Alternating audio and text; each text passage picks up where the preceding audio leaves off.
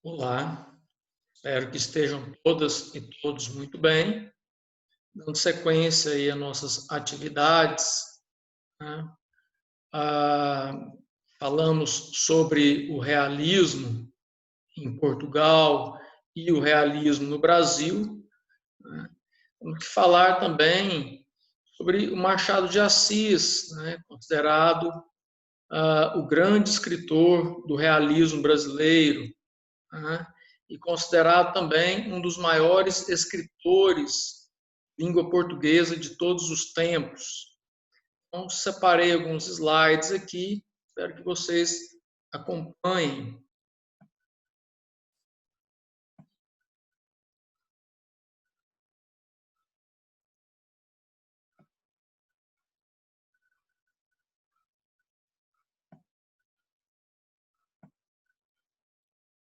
Bom, então temos aí, né?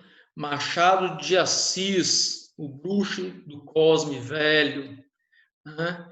Esse apelido, essa alcunha, foi criada pelo Carlos Drummond de Andrade, em um poema, né, que o Drummond escreveu chamado A um Bruxo com Amor, né, fazendo referência ao Machado de Assis, à casa que o Machado de Assis morou, né, no Rio de Janeiro, a casa de número 18, na Rua do Cosme Velho, no bairro do mesmo nome. Então, vocês vão encontrar esse apelido, essa alcunha, quando trata-se do Machado de Assis.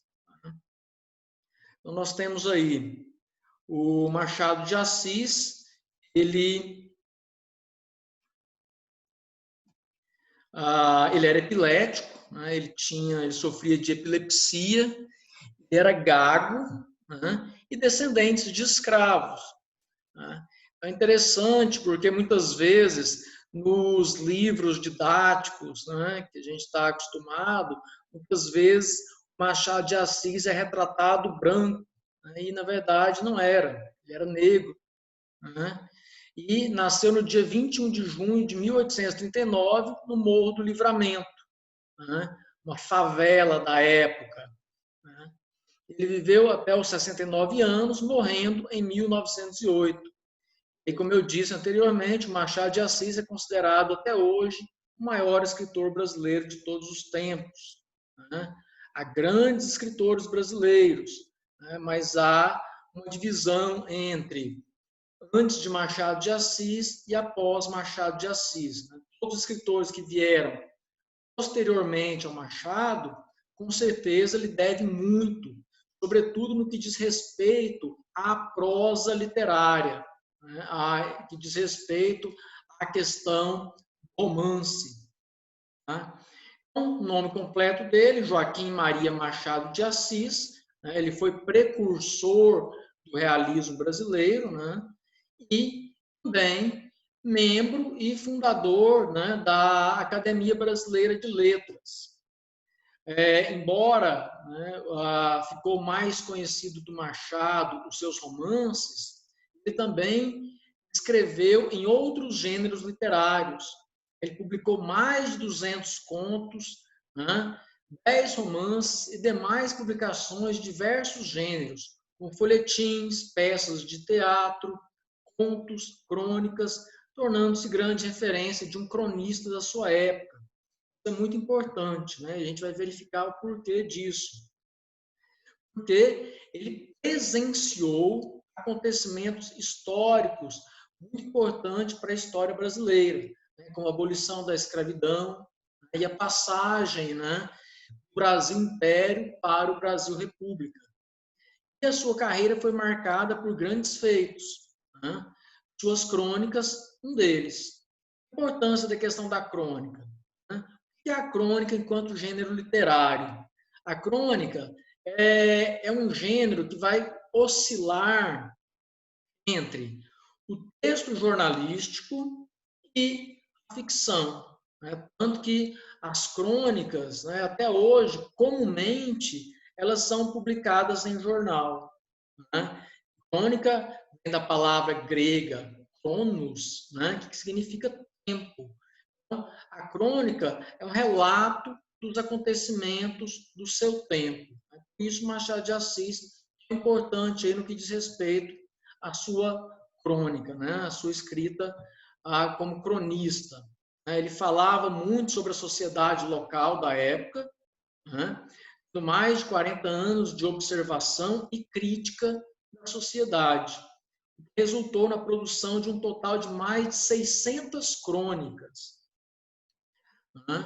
Ainda em vida, conseguiu ascender-se socialmente, né, tendo em vista que era nascido de uma família humilde, como eu disse anteriormente, eram filhos, né, descendentes, na verdade, de escravos, morador de um morro carioca, né, e tornou-se um homem muito respeitado, ainda em vida. Né, ele conseguiu atingir o seu objetivo como escritor, ser reconhecido ainda em vida como escritor. Né? A gente sabe que nas artes, de uma maneira geral, né, na literatura, nas artes plásticas, muitas vezes os artistas são reconhecidos ou têm o reconhecimento apenas depois da sua morte. Isso não aconteceu com Machado. Né? Ele foi reconhecido com um grande valor literário ainda em vida. Né? Então, ele ocupou diversos cargos públicos, né? E ainda foi nomeado cavaleiro e posteriormente oficial da Ordem da Rosa. Essa Ordem da Rosa era uma comenda, né, dada ali pelo imperador brasileiro. Né? Primeiramente, ela foi criada por Dom Pedro I, né, quando ele nupciou-se com a sua segunda esposa, Dona Amélia. Né? E depois, Dom Pedro II continuou, né, aferindo a essa comenda a pessoas importantes, né, do meio literário, político, jurídico brasileiro também. O Machado de Assis foi agraciado com essa comenda. Tá? Então, características aí importantes, né, da obra machadiana.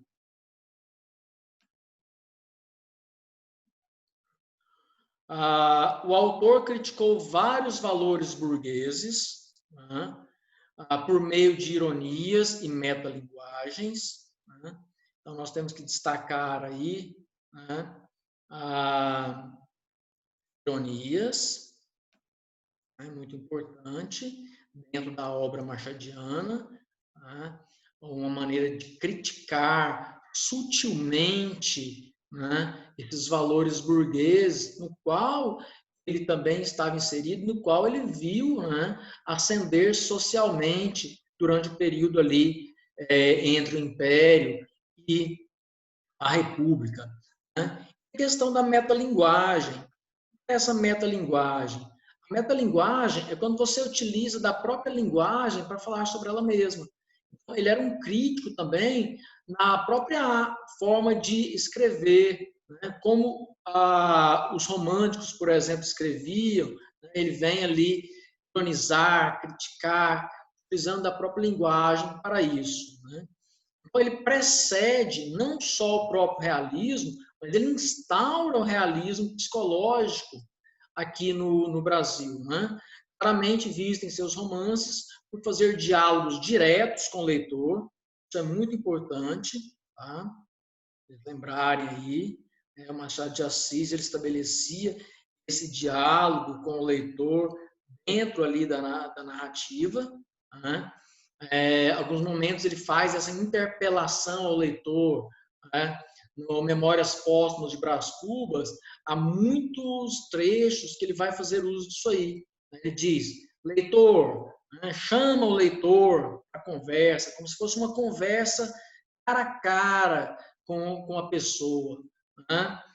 Isso também faz parte de uma função da linguagem, né? Para você testar o seu canal de comunicação, né? Trazendo o leitor a prestar atenção naquele momento. Né? Por quê? Por conta de pensamentos pontuais que surgem ao longo da narrativa, como uma forma de reflexão sobre os acontecimentos que se passam no romance. Né? Se em algum momento o leitor divagava, ia para um outro lugar, se perdia na narrativa, o Machado chamava o leitor novamente para se concentrar ali naquilo que estava sendo lido, né, de maneira a refletir sobre o assunto, né, por ele abordado. Então, Machado tratava com frequência sobre a questão da ascensão social, né, e a manutenção das aparências sociais, né? Lembrar, né, que uma das características aí do realismo é justamente essa crítica, né, à manutenção das aparências, à ascensão social, às vezes por meio do casamento, né, buscando sempre uma posição na sociedade, né, colocando dinheiro, os bens materiais acima de outros sentimentos, né? Ele fez isso criticando a burguesia, né, dando luz ao realismo brasileiro. As obras, recheadas de ironias, abordam o que o autor observava na sociedade da época, né? Por isso, um grande cronista também. O Rio de Janeiro do Brasil passava por uma transição da falta de infraestrutura, né, ganhando planejamento baseado no urbanismo de Paris, na França. Lembrar que Dom Pedro II ele foi um grande empreendedor. Vocês podem verificar na história brasileira aí, né? Como o Dom Pedro II ele teve sempre essa ligação, né, com a ciência, com as vanguardas científicas da época. Então, pensou realmente em organizar, urbanizar o Rio de Janeiro, né? Sabendo que a cidade ela foi construída totalmente de uma maneira caótica. Ainda hoje, né, a gente vê o Rio de Janeiro também caótico, né? A parte da orla destinada à elite, né? Os morros cariocas tomados, infelizmente, por favelas e pessoas de baixa renda. É uma cidade onde a desigualdade social brasileira é clara, né? Do lado você tem um condomínio extremamente rico, né? E bem ao fundo você tem uma favela enorme com pessoas de baixa renda social, infelizmente. Né? Bom, essa sofisticação para satisfazer a proeminente parcela burguesa da população da época. Estima-se que de 200 mil cidadãos cariocas, 100 mil eram escravos. Metade da população carioca da época era constituída por escravos, né, por pessoas escravizadas. Né. Desse total, apenas 20%, né, eram letrados. Então, 80% da população carioca da época era composta por analfabetos.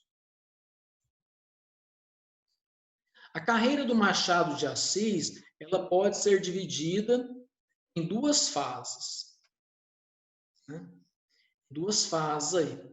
A primeira, né, caracteristicamente mais romântica, né, ainda, né, sob a escrita do romantismo, né, predominando obras como seu primeiro romance, o primeiro romance do Machado de Assis, chamado Ressurreição, sua primeira peça de teatro, A Queda que as Mulheres Têm pelos Tolos, o livro de poesias Crisálidas.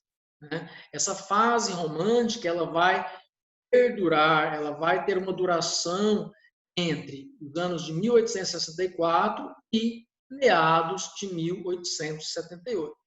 A segunda fase ela tem início justamente com a publicação de Memórias Póstumas de Brás Cubas, né, que foi um livro escrito logo após o Machado de Assis ser internado devido ao seu quadro de epilepsia, que forçava a tomar remédios fortes que desgastavam a saúde.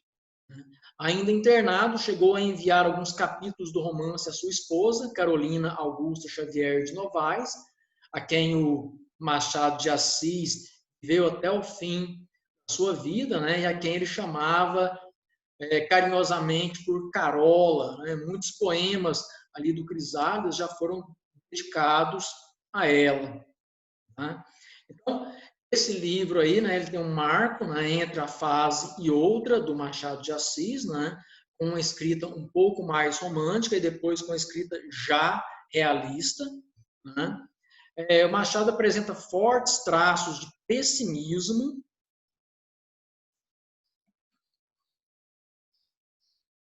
né, e ironia, né, que se tornam grandes características da obra deste autor, né, acompanhando até os seus últimos dias. Isso também extremamente influenciado pelas correntes literárias, pelas correntes filosóficas do final do século XIX, ali, tá? O pessimismo foi acentuado, por exemplo, nos escritos do filósofo Schopenhauer. O Schopenhauer deixava bem clara essa ideia do pessimismo, a ideia do viver é sofrer. Né? Ironia é a veia machadiana por excelência. Né? Essa ironia sempre aos valores burgueses, às instituições, como a igreja, o casamento, por exemplo. Tá? Então, lembrar Memórias Póstumas de Brás Cubas acaba sendo muito importante dentro da literatura. Por quê? Porque ele vai marcar justamente o início do realismo aqui no Brasil. Bom, então, selecionei aqui algumas obras, né, do Machado.